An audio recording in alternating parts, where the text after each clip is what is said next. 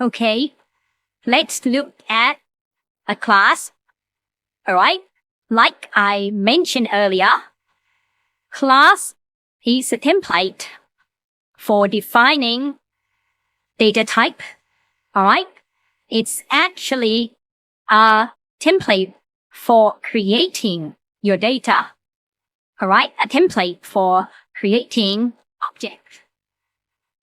Alright, so if you define a class, a data of that class will have its variables and methods according to what that class has defined. Okay?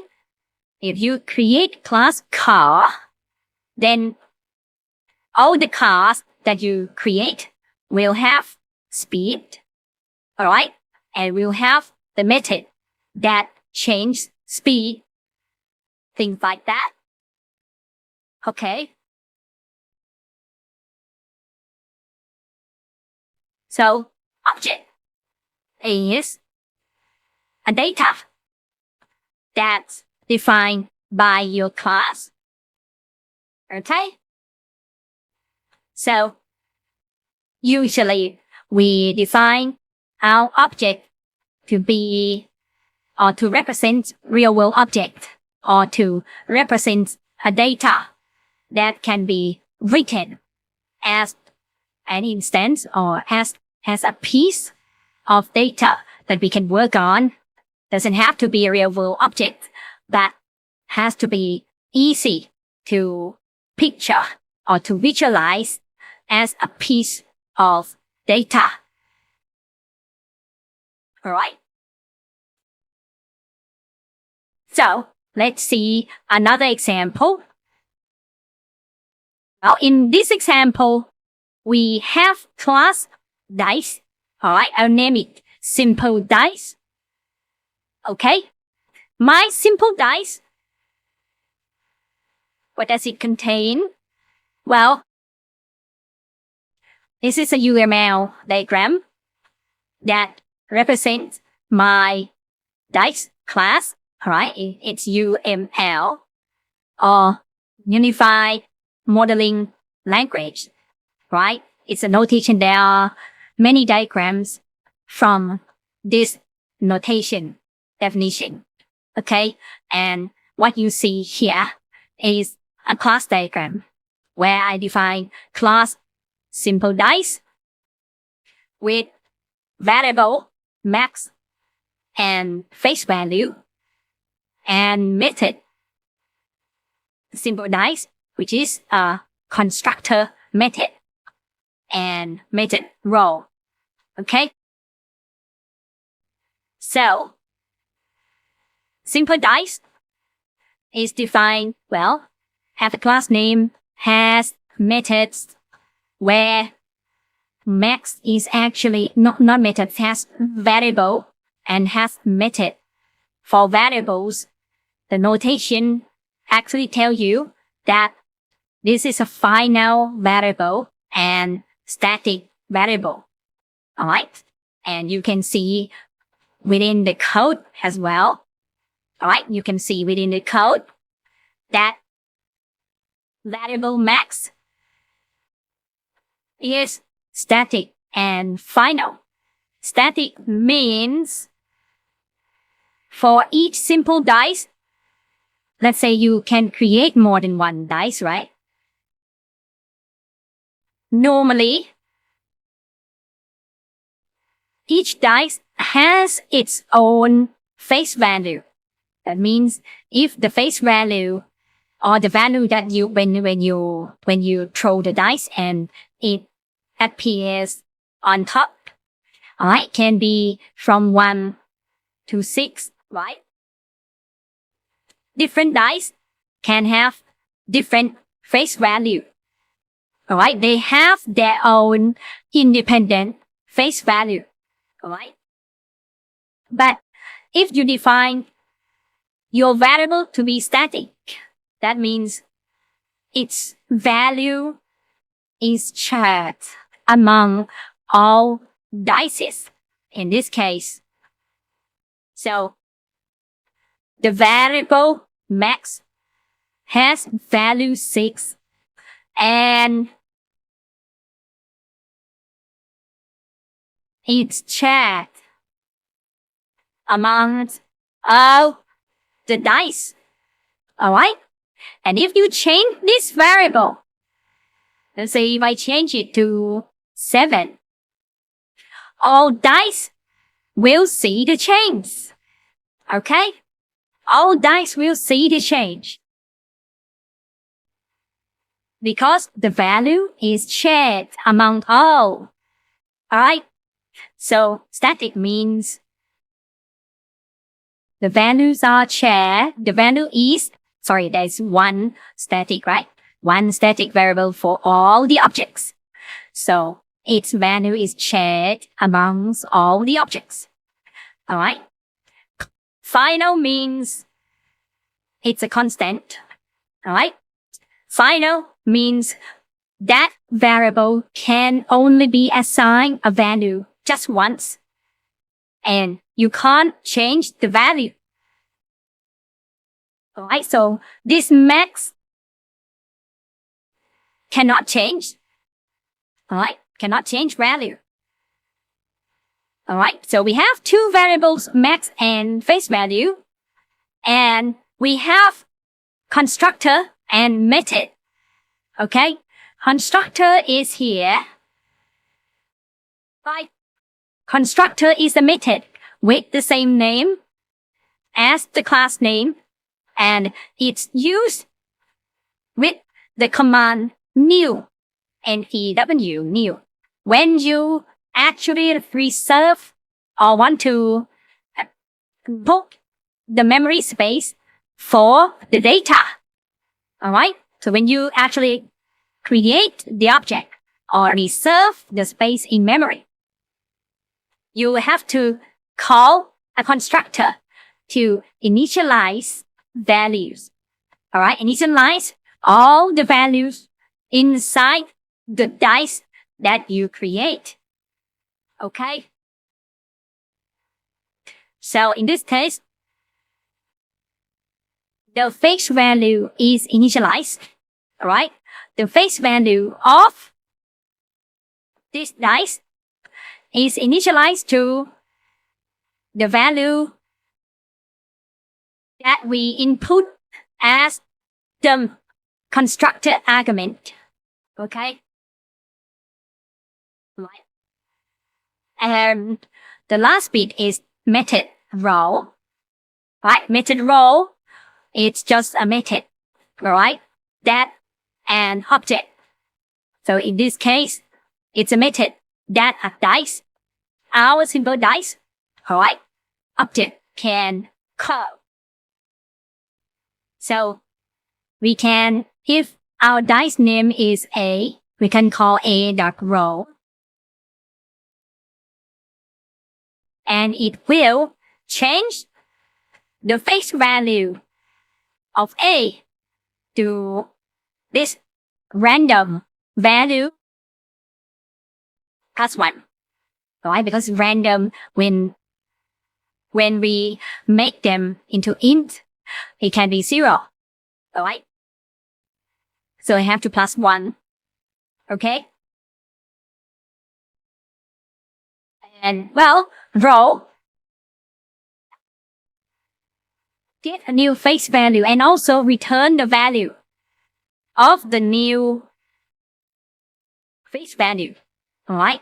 In the method roll, you have to specify the data type, alright, of the value that you return. So in this case, since we want to return the new face value, so we specify the return type of method roll to integer. Okay? So that's a class definition. Alright? That's a class definition. You also have the actual class here. Alright? Where you've got, let me close this down. Oops. Okay. Where you got simple dice, right? And constructor, and row, and we have a method in our example program. We have a method man in class simple dice to test our code. All right. So in this test, I create new simple dice and I print max value from dice A. And you can see that I print max from class simple dice too, which can be done because max is a value that shares among all the dice. All right. So you don't actually need to know the dice name at all, right? So as long as you know that max belongs to which class, then you can access its value. Okay? So I can call max. I can access max from the object. From the class. Okay? And otherwise, well, here it's just a testing of calling method, not method, variable price value from class math, which I think is not what we are working on here. So I'll skip that. Right. So let's say just run this class. All right. You don't have to run it in Gradle. Okay.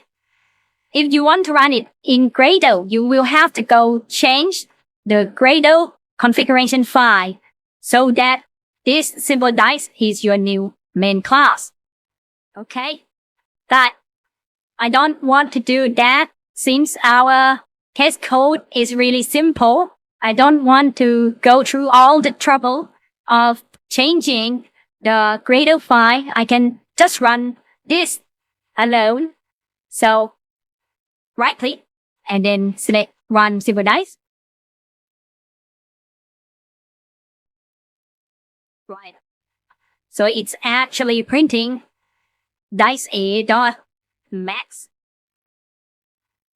had simple dice dot max, which are the same values, right? Since it's only one variable shared among all dice.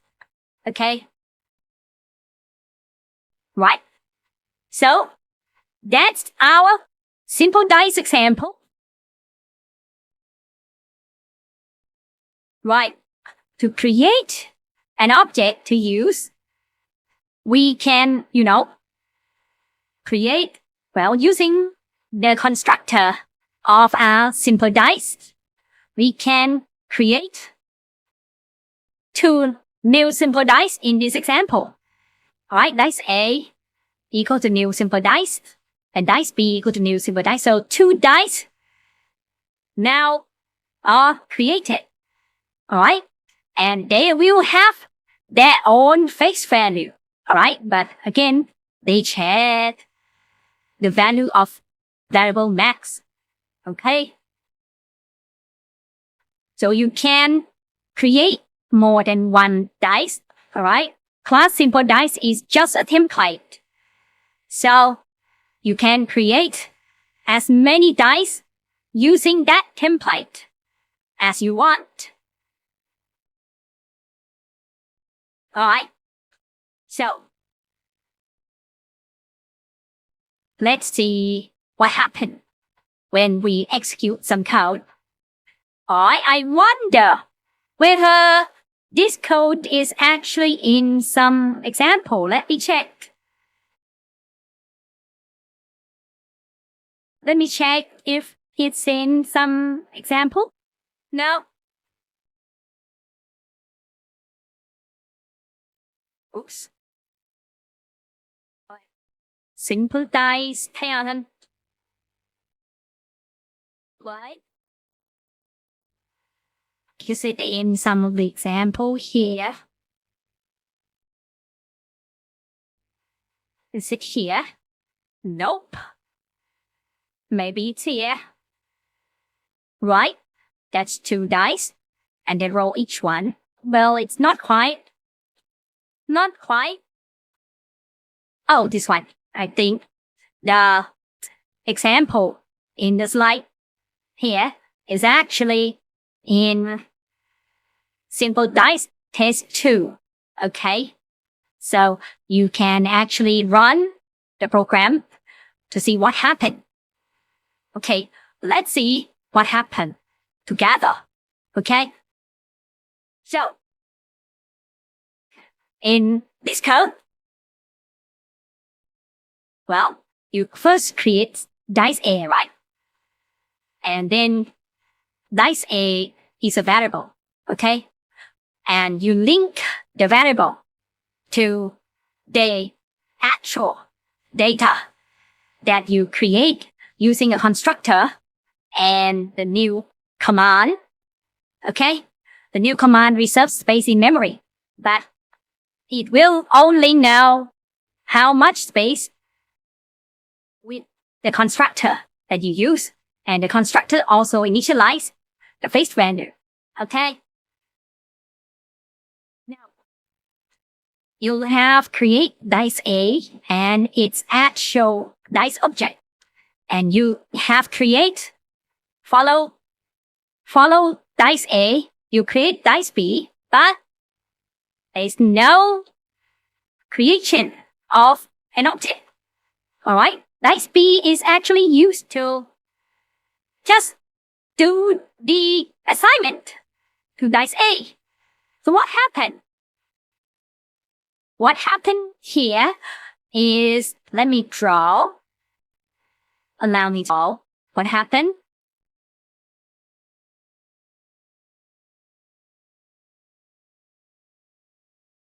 Let's reset the screen. Okay. Okay. So, at the first line,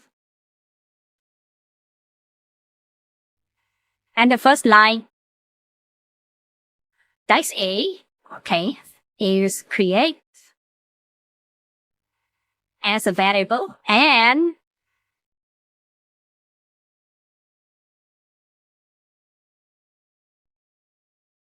it's actually marking the location that store a simple dice object information. Due to the new command and simple dice, this block of memory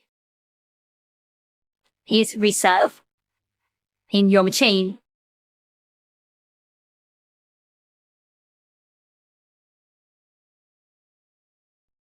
Alright? And the face value is set to 1. So that's the first line. Okay? Then, the second line, dice B, second line. So what happened is a variable dice B is created, but it doesn't store any address. Alright? At this point, doesn't store any address at all. Okay? So dice B is actually in this state that we call null pointer. Alright? Null pointer.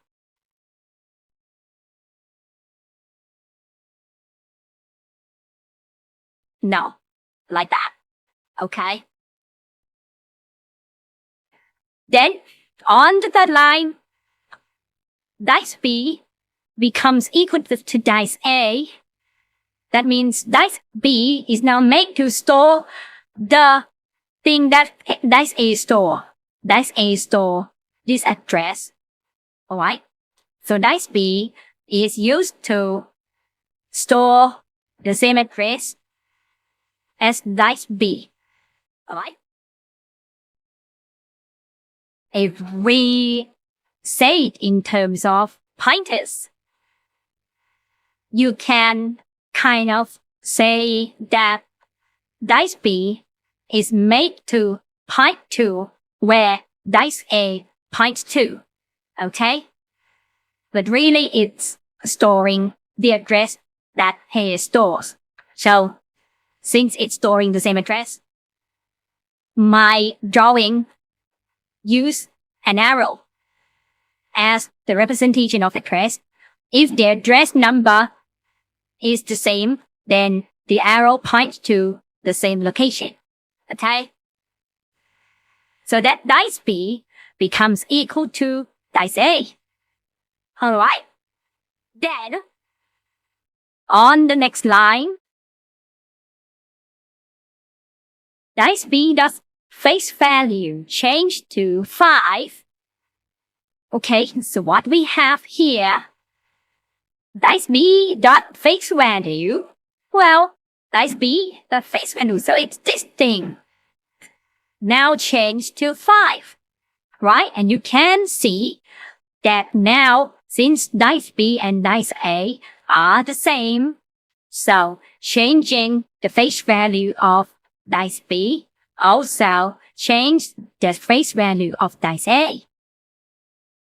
Alright, so in the last line, if we try to print dice A dot face value, alright, it should print 5, right?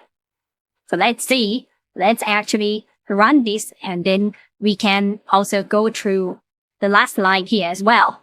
Okay, so let's actually run it. Right. And see what happens. It should print 5, right? Okay, run. Yeah. Yeah, it prints 5. Okay, so that's it. That's what happened. So in using assignment with a data that you create from a class, it copies the pointer, alright, or copies address. Alright, so it's always nice to, do some drawing to make sure you understand it correctly. Okay? Alright. So the next bit is also interesting. Right, I'll try printing dice A. Alright? And run. So what it prints is, when I try to print dice A, it actually prints, well, some address, I think. So this printing of dice A is not useful at all if we don't print the face value. Alright? The printing of objects will print its address, which is no use to us. Okay? If we actually want the system to be able to print the object, we will have to write a method called toString for the object. Okay, so let's get back to simple dice. Simple dice, right? To be able to print, alright? Or you might not want to print it at all. You might just want to, just print the dice.face value only. And that's fine. Alright, that's fine. But if you want to, order or command the object to print just from the object alone, then there must be a way to, order the system to print what's useful. Alright, not just printing the address. Okay? So, I'm going back to fast simple dice and to print something useful by ordering the print command to print the simple dice object, I will have to add toString. Alright, which I can, right click and add in almost all the IDEs. Alright? In Eclipse, it's the same. And here in IntelliJ, it's the same. Right click, generate toString. And it will prompt you which of the useful information you want to print. In this case, there's only one value, that is face value. Alright? So I'll print face value. Okay? So toString is generated and it's print the useful face value. Alright? So if we go back, let me save first. If we go back to Simple Dice Test 2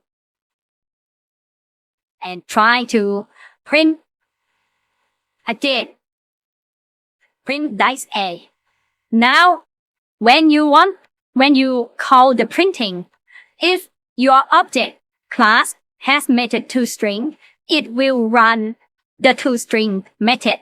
Okay? Let's see. So that is the result. Now it's become useful now. Alright? So you know the face value. And if it's a bigger class, you will be given other values too. Alright? So printing an object will now give useful information. Okay? Right. So let me undo it perhaps so that I can use this again in the next class. Right. Okay. Right. So that's what happened in this slide here. Alright, but in my DOI. Okay. And to use data and methods, alright, to create new dice, you just call constructor with the new command, alright, to read the value of a variable in the dice. You can just use the dice name dot face value, alright? But if face value is private, then you will only be able to access face value through getter or setter methods. Alright, so you have to look for that.